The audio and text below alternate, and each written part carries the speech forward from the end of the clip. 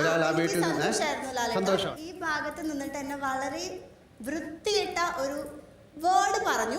അതെനിക്ക് ഇവിടെ പറയാൻ പറ്റില്ല. എങ്ങനെ മാനിപ്പുലേറ്റ് ചെയ്യാൻ പറ്റുന്നതാണ് സത്യം പറഞ്ഞ ഒരു വലിയ ദുരന്തം എന്ന് പറയുന്നത്. അപ്പോഴെങ്കിലും ഒന്ന് സിൻസിയർ ആവണ്ടേ? എത്ര നാളാണ് മുഖം മൂടി അണി നടക്കാൻ പറഞ്ഞ ഒരു മനുഷ്യൻ?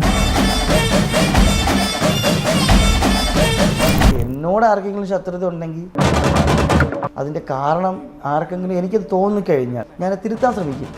അതുകൊണ്ടെങ്കിൽ നമുക്ക് സംസാരിച്ച് ഇപ്പോൾ തീർക്കാം, അത്രേ ഉള്ളൂ. അതും പറയാൻ മടിയുള്ള ആളാണെങ്കിൽ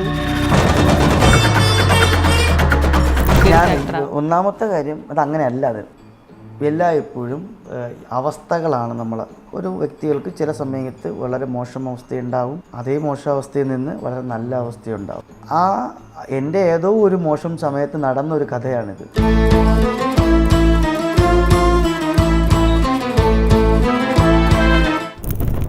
അവരാഘോഷിക്കട്ടെ, അവർക്ക് ഫ്രീ ആയിട്ട് കിട്ടുന്ന കണ്ടന്റിനെ അവർ ആഘോഷിക്കാതെ എന്ത് ചെയ്യും? അത്രേ ഉള്ളൂ. ചേട്ടൻ്റെ ലൈഫിൽ ശരിക്കും ഏറ്റവും വലിയ സപ്പോർട്ട് ആരാ? ഈ ഒരു എൻറ്റയർ കരിയറിൽ എടുത്തു കഴിഞ്ഞാൽ ചേട്ടൻ എന്തിനും ഏതിനും ഇപ്പോൾ ഒരു വിഷമം വന്നാൽ പോലും ആദ്യം വിളിച്ച് സംസാരിക്കാൻ പറ്റുന്ന ഇപ്പം രേഷ്മ